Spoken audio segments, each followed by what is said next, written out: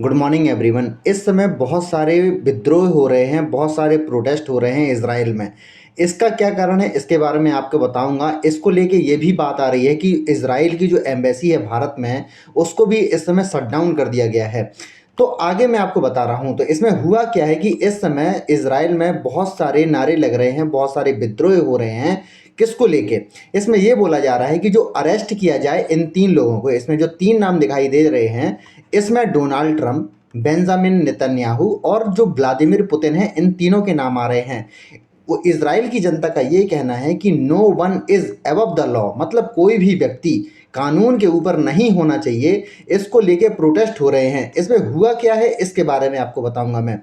तो इसमें हो ये रहा है कि लगातार जो उनकी राजधानी है तेल अवीव में, लगातार वहाँ पे विद्रोह हो रहे हैं और इजराइल के जो झंडे हैं जलाए जा रहे हैं। अगर मैं आपको बताऊं, देखिए कोई भी देश में तीन पिलर होते हैं।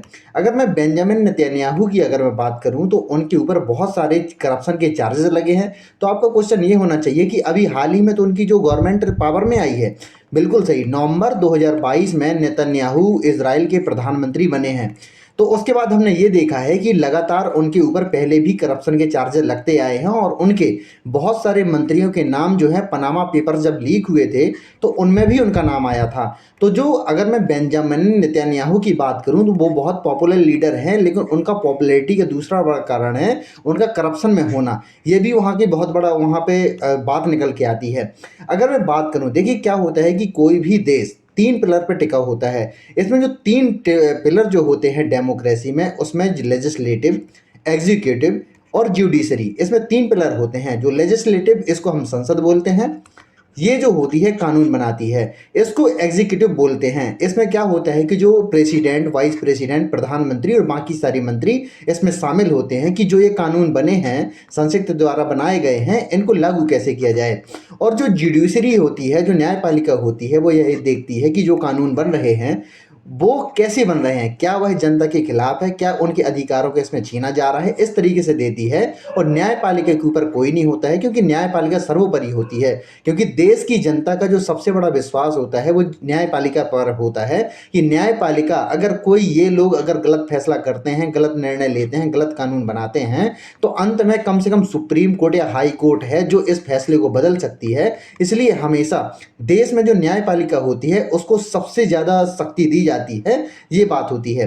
अगर मैं देखिए, अगर मैं व्लादिमीर पुतिन की बात करूं, व्लादिमीर पुतिन के ऊपर बहुत सारे करप्शन के चार्ज लगे हैं और इनके जो अपोजिशन में खड़े थे, अगर मैं बात करूं तो नेवेल्नी, एक वहां पे एक व्यक्ति थे, वो लगातार व्लादिमीर पुतिन के ऊपर जो करप्शन वो करते हैं, बहुत सारी संपत्ति, यहां तक कि ये भी बताया जा रहा है कि इन्होंने इतनी संपत्ति जोड़ के रखी है कि अगर इनकी अकेले व्यक्ति की कुल संपत्ति की बात करें तो ये दुनिया के सबसे रिच आदमी भी हो सकते हैं। इस तरीके से बात होती है और अपोजिशन में जो भी व्यक्ति इनके सामने खड़ा होता है उसको ये खत्म कर देते हैं। इस तरीके से लगातार बात आ रही है। तो हाल ही में हुआ क्या है इजराइल में? इजराइल में ये हुआ है कि अगर नेतन्याहू इस समय इजराइल के प्रधानमंत्री हैं, वो इस समय जो वहाँ की, अगर मैं न्यायपालिका की बात करूँ, क्या होता है कि न्यायपालिका में हमारे अगर देश की बात करूँ तो उसमें हाई कोर्ट और सुप्रीम कोर्ट शामिल होते हैं।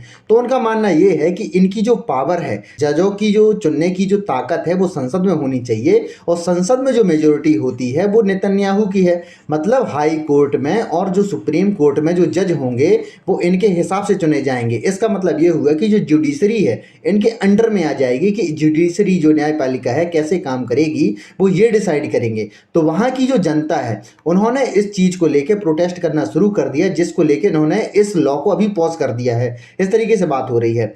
अगर मैं भारत की बात करूं, देखिए भारत में एक संविधान है, संविधान सभा ने लिखा था और इसमें अगर मैं बात करूं तो 299 लोग इसमें शामिल थे। ये हमारे देश के लिए वरदान साबित हुआ है कि हमारे देश की एक ऐसी संविधान सभा थी जिन्होंने हर क्षेत्र में काम किया है कि कहीं ऐसा ना हो कि हमारे, अगर मैं बात करूं, देखिए क्या होता है कि हमारे नॉर्थ ईस्ट में जो हमारे वंचित समुदाय है, जो हमारे ऐसे होते हैं कि कई बार होता है कि जनजाति समुदाय होता है, पिछड़ा वर्ग समुदाय होता है, SC ST, इन समुदाय में से सभी प्रतिनिधि आए थे। उसको लेके हर क्षेत्र में हमने ध्यान दिया है। अगर हमारे देश में अगर कभी ये होता है कि कई बार ऐसा हमने देखा है कि अगर संसद में अगर प्रधानमंत्री या आमादा हो जाए अपनी शक्ति का इस्तेमाल करने के लिए, तो हमारी जो न्यायपालिका है वो इन सब चीज़ों को कंट्रोल करके लेके जाती है, ये हम देखते हैं। लेकिन अगर इज़राइल की बात करूं तो इज़राइल में कोई भी ऐसा संविधान नहीं है जो उनकी संसद को रेगुलेट कर पाए। ये वहाँ पे लगातार एक प्रश्न चिन्ह लगता है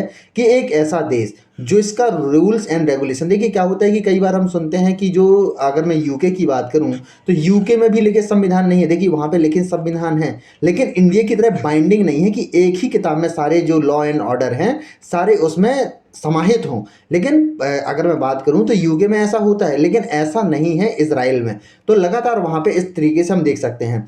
तो इज़राइल में क्या हो रहा है कि इसके बाद हमने ये देखा है कि वहाँ की जो ट्रेड यूनियन है उन्होंने इस चीज़ को प्रोटेस्ट करना शुरू कर दिया है, और बहुत सारे इसमें प्रोटेस्ट के वीडियो भी इसमें सामने आ रहे हैं। और इन्होंने इस लॉ को अभी पॉज कर दिया है। इन्होंने ये भी कहा है, क्योंकि इनका ट्वीट सामने आया है, उन्होंने ये बोला है कि क्या होता है कि जो वहाँ की जनता है रिस्पॉन्सिबल होकर बिहेव करे, जो वॉयलेंट, जो वहाँ पे प्रदर्शन कर रहे हैं वॉयलेंट तरीके से, जो लोग सामने आ रहे हैं उनको अपनी हद में रहना चाहिए, इस तरीके से बात आ रही है।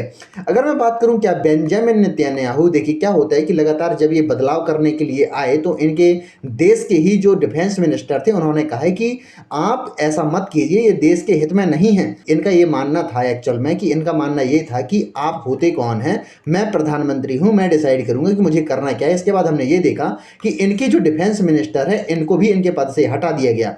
तो इसमें यह हुआ कि जब इनको इस पद से हटाया गया तो वहां की जनता, एक तो क्या होता है कि अगर मैं इजराइल की बात करूं तो 7 जनवरी से वहां पे धीरे धीरे प्रोटेस्ट चल रहे थे, लेकिन जैसे ही डिफेंस मिनिस्टर इनके पावर से हटे हैं तो वहां की जो जनता है आमादा हो गई है कि जब इनके ही मंत्री का ये ऐसा हाल कर सकते हैं तो हमारा ही क्या हाल होगा। तो इस तरीके से बात आ रही है। तो क्या होता है कि वहां की जो पब्लिक है, नेतन्याहू अपना जो विश्वास है लगातार खोते जा रहे हैं, और वहाँ पे जो अभी जो प्रोटेस्ट है रुकने वाले नहीं हैं, क्योंकि बेंजामिन नेतन्याहू ये चाहते हैं कि वहाँ की जुडिशरी में बदलाव हो। और क्या होता है कि देखिए हमारे देश के साथ में अगर मैं भारत की बात करूँ तो बहुत सारे देश आज़ाद हुए हैं, लेकिन वो अपना कॉन्स्टिट्यूशन, अपना जो संविधान है आज तक भी प्रॉपरली बना नहीं पाए। अगर मैं पाकिस्तान की बात करूँ, देखिए पाकिस्तान 1947 में ही भारत के साथ आज़ाद हुआ था, लेकिन अभी तक वो अपने संविधान में 3 बार बदलाव कर चुके हैं, और वहाँ की जनता को भी समझ में नहीं आता कि हम किस संविधान में विश्वास करें। अगर मैं पास की ही बात करूं तो क्या होता है कि नेपाल में भी इस चीज़ को लेकर लगातार प्रोटेस्ट होते हैं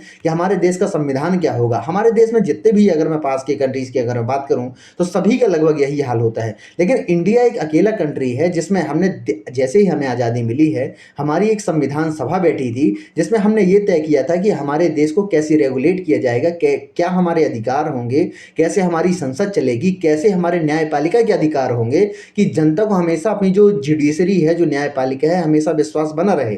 इस तरीके से बात होती है। तो हम आगे देखेंगे कि जो बेंजामिन नेतन्याहू इस चीज़ को लेके क्या करते हैं। तो आशा करता हूं कि आपको वीडियो अच्छा लगा होगा। अगर आपको वीडियो अच्छा लगा हो तो प्लीज़ इसको लाइक कीजिए, सब्सक्राइब कीजिए एंड शेयर कीजिए। धन्यवाद।